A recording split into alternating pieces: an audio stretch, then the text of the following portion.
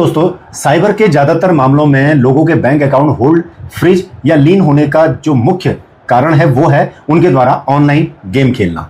और online game के माध्यम से उनके बैंक अकाउंट में जो भी विनिंग राशि आती है उसका बैक लिंक किसी न किसी साइबर अपराध से होता है, जिसकी वजह से किसी भी लेयर में उस बैंक अकाउंट में भी आने वाली धनराशि पर एनसीआरबी पोर्टल द्वारा होल्ड, फ्रीज या लीन कर दिया जाता है।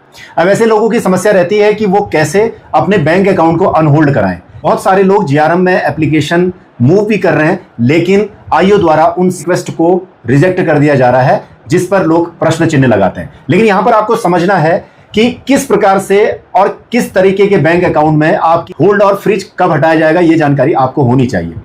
सबसे पहले आप समझते हैं the promotion and regulation online gaming act 2025 लागू होने के बाद में किसी भी प्रकार के ऑनलाइन गेम जो कि पैसा देने की बात करते हैं या विनिंग धनराशि देने की बात करते हैं, वो भारत में पूर्ण तरीके से इलीगल है।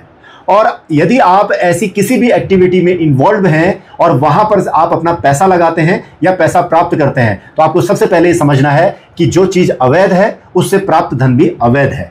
प्रॉब्लम यह है कि ऐसे व्यक्ति जो एनसीआरबी पोर्टल पर जीआरएम के माध्यम से जो रिक्वेस्ट कर रहे हैं, उनकी रिक्वेस्ट ये रहती है कि मेरे खाते में ऑनलाइन गेमिंग के थ्रू पैसा आया हुआ है और मैंने भी अपना पैसा उस पर काफी लॉस किया है, तो लिहाजा ये मेरी विनिंग राशि है जो मेरे हक पर रिलीज कर दी जाए। सबसे पहली गलती, अवैध रूप से प्राप्त धनराशि कभी भी आपके हक पर रिलीज नहीं की जाएगी। यदि आपका खाता होल्ड है, फ्रीज है, तो आपको रिक्वेस्ट रेज करनी है कि आपकी डिस्प्यूटेड अमाउंट को रोकते हुए आपके खाते से होल्ड या फ्रीज को हटा दिया जाए।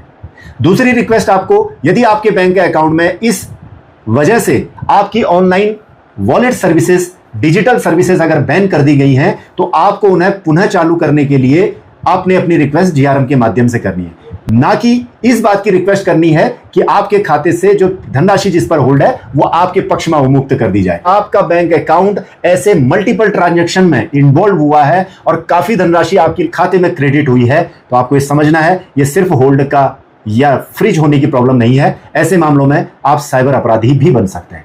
इसलिए जागरूक बनिए, ऑनलाइन गेमिंग के चक्कर में मत पड़िए, ऑनलाइन गेमिंग में अपना पैसा मत लगाइए और ना ही अपने बैंक अकाउंट में ऐसा पैसा प्राप्त करिए। जागरूक बनिए, सावधान रहिए। जय हिंद, जय भारत, जय उत्तराखंड।